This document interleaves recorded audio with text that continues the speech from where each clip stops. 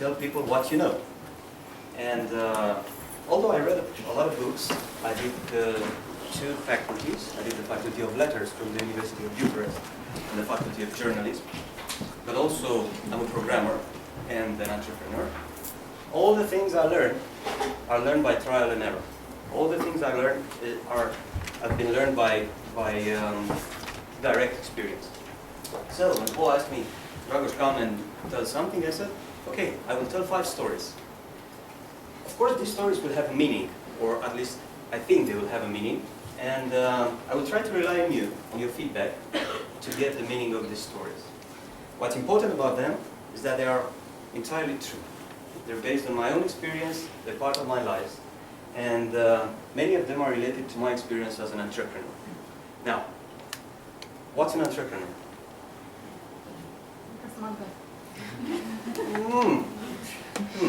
Courageous. An independent one. No, I think it's a guy that comes with an idea and puts it into practice. Try to solve problems of the world. Find problems and try to solve it, like a mathematician or something like this. It's pretty close, pretty close. I like the definitions, but we can try more. What's the most important, I don't know, quality of an entrepreneur? Take the risk. Come again? It's somebody. He believes in this idea. Yes, everybody believes in this idea, but few are actually doing something. Finds and builds opportunities. Take the risk. Yes, exactly. For me, an entrepreneur is a person able to jump into an empty pool, hoping that water will be here by the time he needs it. That's how risky it is to be an entrepreneur.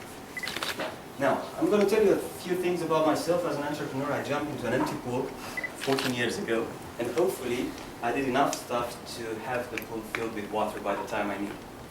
So the first story is about my first car as an entrepreneur. I had a car back in 98. That's my car. Everybody recognize the car? Yeah. You know? Now I need something like a technicality. It's a Nova or a Supernova. Supernova. Perfect. So that was my car. I always thought that this car has something voodoo-ish around it. You know? At times, there was something overheating inside, and there was white steam going from under the hood. Especially when I was at the crossroads. Okay? And especially when there was a policeman there. And I had to stop and pull over and wait for the heat to come down and then start. In time, I grew up a very useful habit. I took everywhere I go, everywhere I went, I took on 4 liters of water with me. And every time I was having these problems of overheating, I was stopping, have a cigarette, and refill the tank. Somehow I thought that all the policemen were knowing me already. One day, and that's the story. One day, it was winter. I was at a red light. On the left there was a tram station. On the right it was a sign.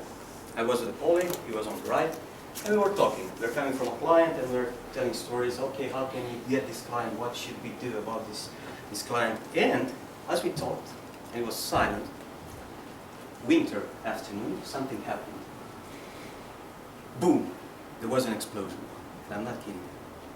I heard the ginormous sound, and the car trembled, and it exploded. At first I didn't know what it is. I look on the left, everybody ran away. On the right, everybody ran away.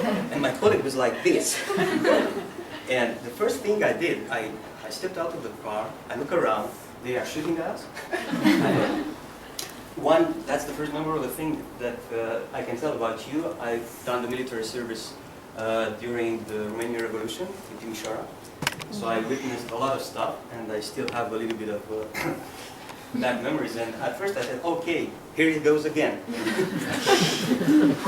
Now, fortunately, nobody was shooting at us. But when I look around, the rear windshield was gone. Absolutely gone. It was all around, pieces of glass all over the place. And the first thing I did, I went into the trunk, I took a broom, nicely took off all the pieces, put it in a plastic bag, put it in a trunk, get on, and move on. Then, we're at the office, and while we were still walking, I had all the feeling of a ginormous atomic explosion in my head. What was the cause of this thing? What happened? What happened? And then we came at the office, took all the pieces and started a little bit of forensic analysis. And what we found out was the following thing.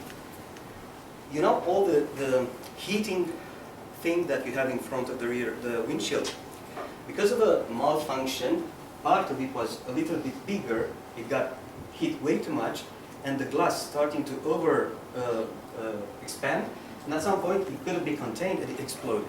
I called a few guys that I know that they worked at the factory, and they say 1 in a million they didn't produce one million. You know, 1 in a million situation like this can come, and that was the first story. And if you were to get a meaning out of this story, what would it be? And you know, I'm waiting for him. Don't buy Supernova. Good point. Good point. 4 liters of water don't help all the time. Okay, we're getting closer. We're getting closer. One more, please. Don't push your luck. Come again? Good, good.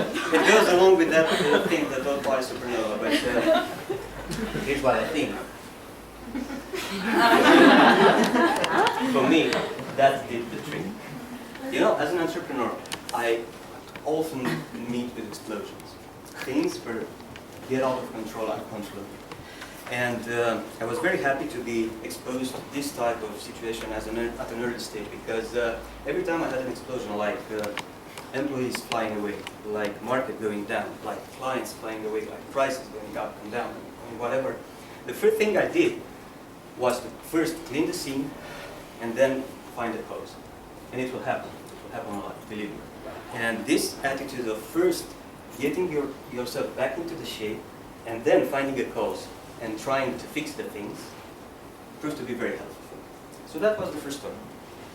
Now, we're moving on to my US visa story. That is something very cool. As I told you, in 2008, I sold my company. Part of the contract was the fact that I had a non-compete agreement. Everybody knows what a non-compete agreement is.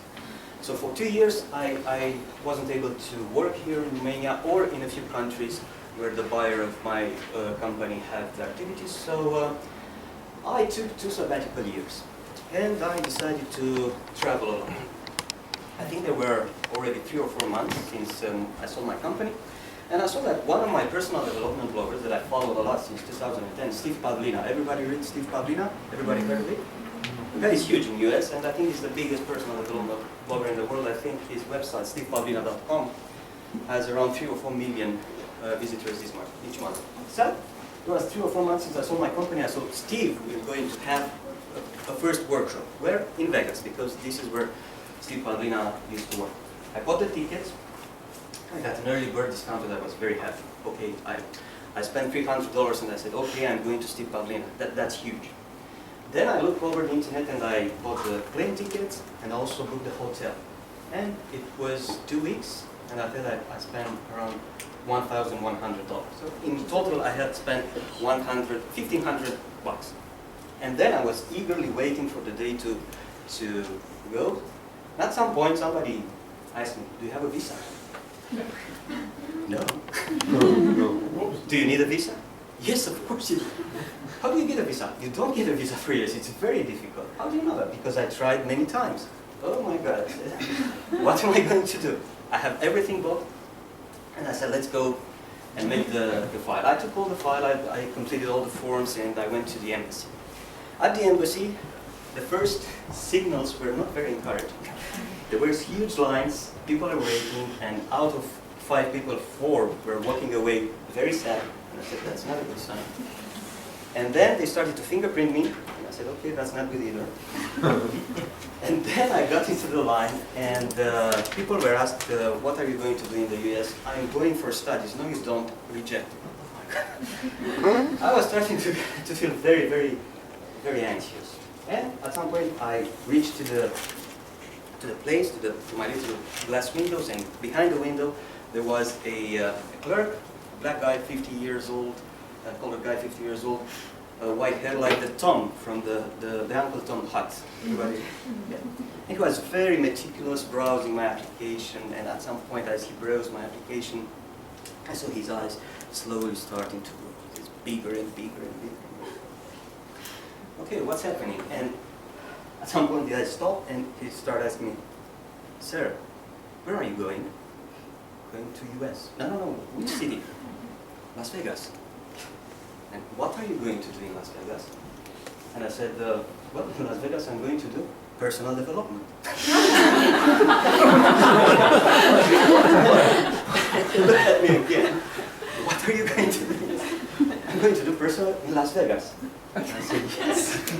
And at that moment I realized the enormity of the situation. And all the sounds in the embassy went down, and I started to hear a very low humming, you know? Like the sound when the nerd clip was coming. It was the sound of my universe crashing down. Because I realized there's a very big chance that I don't get my visa. At some point, although I thought his eyes couldn't grow bigger, they did. He made a sign and said, come here. And in a very low voice he asked me, sir, precisely, how much personal development are you going to do? In an instant, I answered, as much as I can, sir, as much as I can. Boom, took the stamp, 10 years visa. That's a true story, by the way. And that's how I got my US visa. Now, if you have to take a meaning out of this, what it would be? Plan a little bit more. Be creative. Interesting, very interesting. Be creative. Be honest. Adapt. Be honest, that's very good. That's close. One more? Adapt. Adapt, very good, very good. No, here's what I think it happened. Keep calm and have hope. You know, I think at that point, whatever I have done, something would have happened that will allow my visa to go through.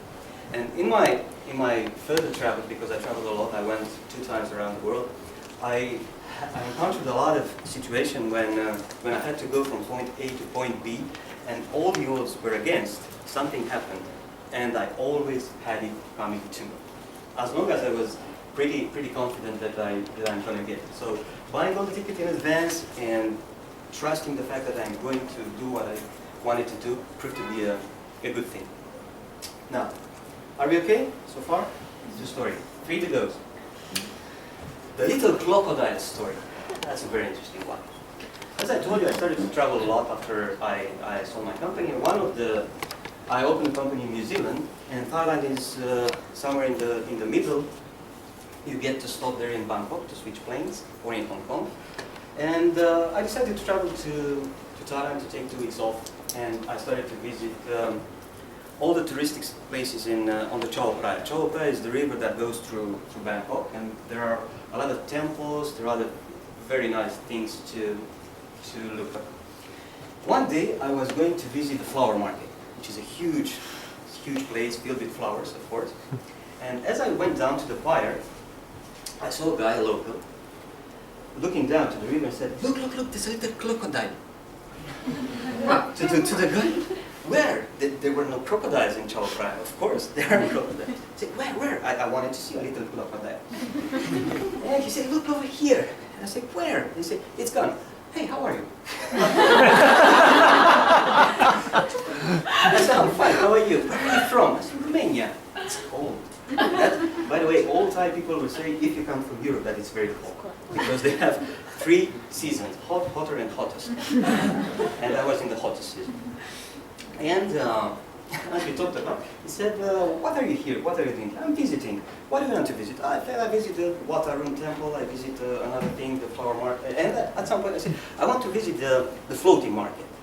I read something about a very nice place to visit while we're in Thailand, which is called the floating market. 40 square meters of channels and people having, doing all that commerce and stuff like that. It was something really spectacular. Now they have malls, they don't use this as a way to ship food, but it's still something very interesting. I said, okay, I have floating market for you. Good.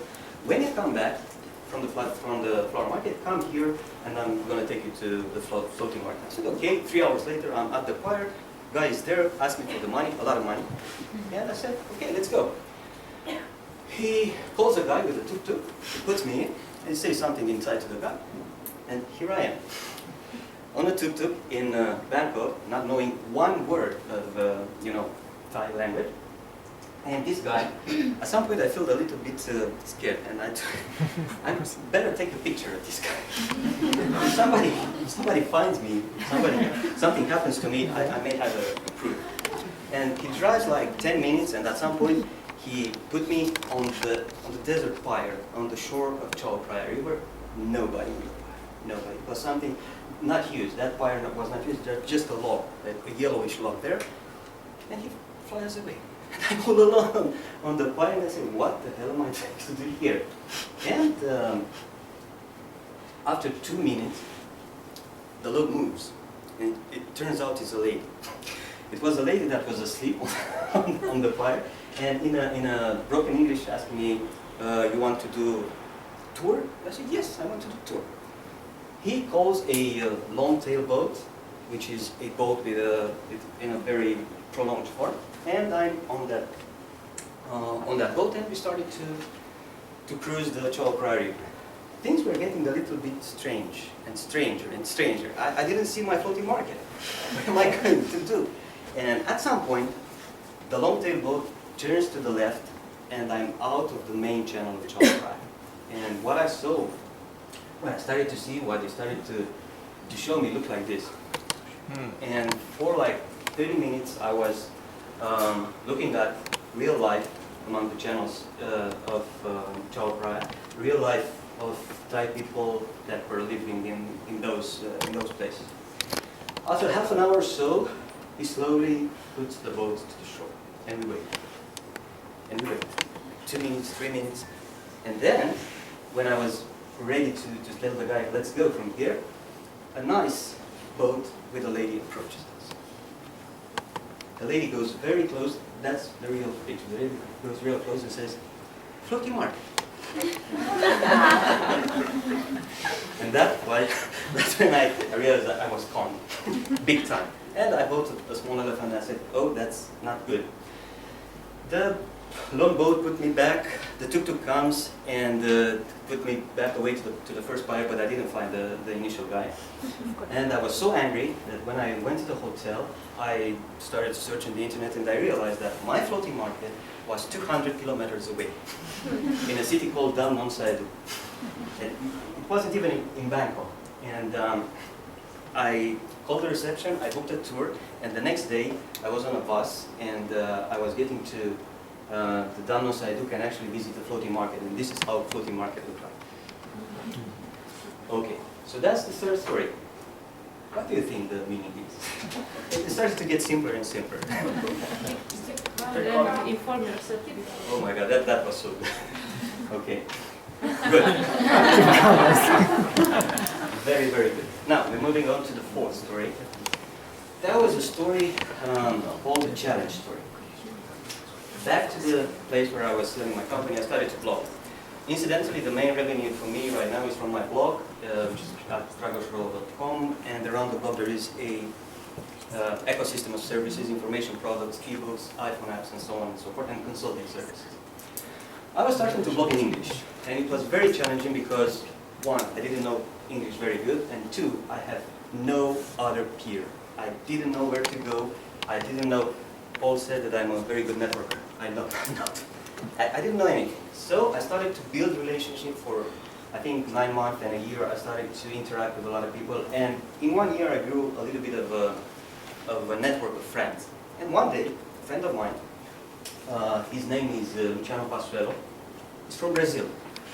Has a very good site called livemind.com. Writes a blog post, a huge blog post, a humongous blog post called how to tackle any issue with a list of 100. Basically, the blog post said, if you have a problem, you can solve anything, you can overcome any block by writing 100 ways of going over that. It looks so strange to me. But at the end of the blog post, as we were already friends, he said, I'm challenging you, Dragos, along with another guy, to write a blog post about 100 things that you want to do, that you want to write about the topic of your choice.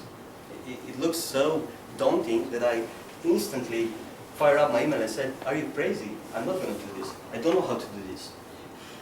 But then I stopped and I said, what the hell, let's try. Let's try to write a blog post about 100 ways of doing something. And I started to write, and in 2 weeks I came up with a blog post of around 6,000 words, which is huge for a blog post, called 100 Ways to Live a Better Life. 30 minutes after I published, it became viral. Up to today, it's still visited by 300, 400 people each day, and it was visited by 500,000 people. It was a huge success, and it actually helped my blog business to take off. It was extraordinary. 1 year later, in 2010, another friend of mine, Stephen Aitchison, from Great Britain, actually he's a Scottish guy. Stephen Aitchison came to me and said, Dragos, let's challenge each other to write as many books as we can in 1 month. Are you crazy? Are you crazy? I never wrote an ebook in 1 month. Let's do it. Okay, let's do it. What the hell? And we started the challenge, and during that month, it was February 2010, I guess, I wrote around 40,000 words, which is a lot of material to write. And I came up with 2 books. One of them based on the initial post proposed by Luciano Pastor. Of course, the books went over, and I self-published the books on Amazon, Kindle, iBook Store, on my blog, and so on and so forth. Last year, in December, I received a very strange email from South Korea. Her name was Julie So. And she said she's a publisher, and she's working with a publishing house in Korea. And she's very interested in translating my 2 books based on the initial challenge of Luciano Pasquello.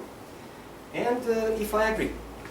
And the initial impulse was to delete the email, because I get a lot of emails like this, and more or less these are Nigerian scams. Are you familiar with the term Nigerian scam? You know what it is? No? Nigerian scam is a very popular scam in which somebody is proposing something which can be very profitable for you, but in exchange it asks for a very small amount of money compared with what you could receive. So basically, you receive $1 million in inheritance, but you have to send me $200 for the paperwork, and you send, and then he never gets back. So I said, what the hell? I don't have anything to lose. Maybe the girl is for real. So I answered to the girl, and she actually proved to be a real person. And her business proved to be a real business, and her skills in English proved to be real good. So in less than 10 weeks, she sent me a contract, and I had 2 ebooks translated in Korean and sold to the Korean market as ebooks.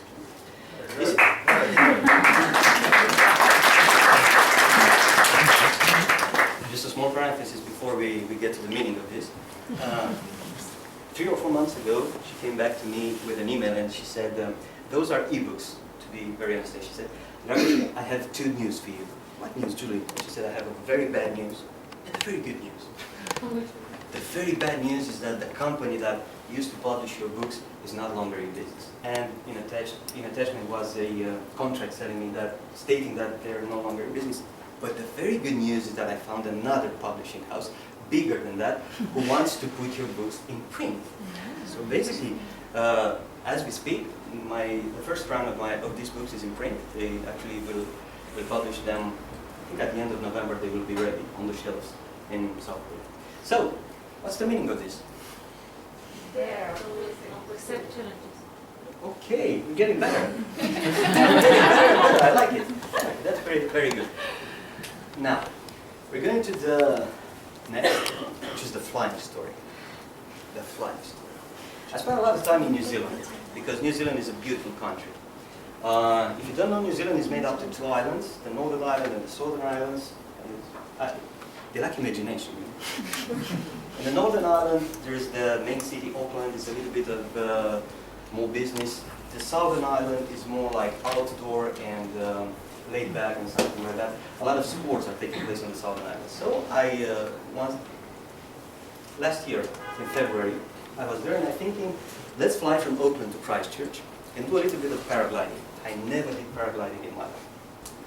Let's do some paragliding, because Christchurch is renowned as being the city of outdoor sports and something like that. So I went there, I set up at a nice motel, and I went to the tourist center, and I booked my paragliding flight for the next day. And she said, the lady said, be here at 12 p.m. there would be a company called Nimbus Paragliding. They have to drive you on for 30 minutes. I said, okay, I'm there. I saw 3 beautiful vans aligned.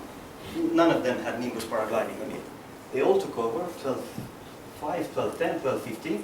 And after that, behind those white vans, I saw a wreck. Of course, the wreck has Nimbus Paragliding. I said, that's my ride.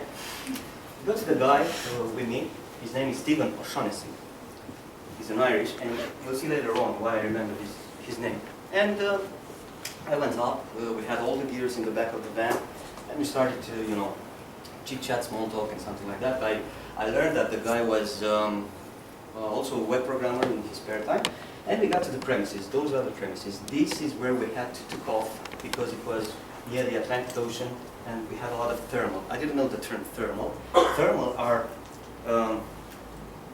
little places where the land is warmer and the air is lifting, and that provides enough thrust for the glider to lift up. So this is how you actually fly. This is how you actually do the paraglide. And we got there, and for half an hour we did nothing. Steve just sit like and look. And what are we doing here? I asked. We wait for the thermals. Okay, we wait for the thermals. And another guy came in, and he was much more younger than Steve. And he said, Steve, do you mind if I try? Okay, do try and see if you catch a little bit of a thermal. And he's the guy. As you can see, it was pretty close to the ground. And Steve at some point said, okay, we'll have enough thermals. Let's prepare. At some point, I started to realize that I'm going to fly, sustained by something thinner than half a millimeter. And as Stephen was busy doing his stuff, putting all the gear, that's Stephen, although he's bald, he's Stephen. I got close to Stephen and I asked him the question I was dying to ask from the very beginning. I said, okay, we're ready, but Stephen, please tell me, be honest with me. Is this thing dangerous? Stephen put on his helmet, put on my helmet, and answered, well, flying is pretty safe. It's the crashing that makes it dangerous. Surprisingly enough, I was absolutely relieved when he said that. And I said, okay, let's put the gear. And in like 2 or 3 minutes, we were actually flying. That's a picture taken by myself where I was flying. Now, the moment when your feet are no longer touching the ground is amazing. And also, all the time you spend in the air is also amazing. And I barely had time to do more pictures, but I can tell you I had the time of my life. I flew like half an hour, and I think we went up to 500 meters. And we landed securely, we didn't crash. That was very good. And I'm very interested to see what is the meaning of this story. What do you think is the meaning of this Don't story? be afraid to try. Come again? Don't be afraid to try. There. Can we try more? It's good. It's very good, actually. You're never ready to. Yes, also. Keep calm and let go. Almost. Never crash. Do whatever you can to not crash. As long as you fly, it's okay. Okay? Flying is not dangerous, crashing is. So, those were my stories for you. And just in case you forget what it is, the main line is just to keep calm and face the explosions. At some point in your life, in your career, in your activity, either you're a marketer or a salesperson, as all trying to segment, to do a little bit of segmentation here in the audience. Always carry a broom to clean up. Be ready to clean up. Have hope. If you want to go from A to B, you'll get there. You'll get this, believe me. Stay informed. Don't be hijacked by crocodiles. Crocodiles are much more common than you think. Yes, it may be some, I don't know, some client that is very demanding and you don't know how demanding he is, and he looks very interesting and he kind of lures you into something. Be very, very careful with those crocodiles. Take on a challenge, and that means being in other people's stories. Try to mingle. There's so much you can do by yourself. There's so much you can do as just one person. The moment you take a challenge, like I take from Luciano, from Steven, from Julia, something perhaps miraculously interesting will happen to you. And being here for me, it's a challenge. I took on the challenge from Paul, and I'm here, although I'm not prepared at all, and I will never beat, by the way. And keep flying. Remember, it's the crushing that makes dangerous. Thank you.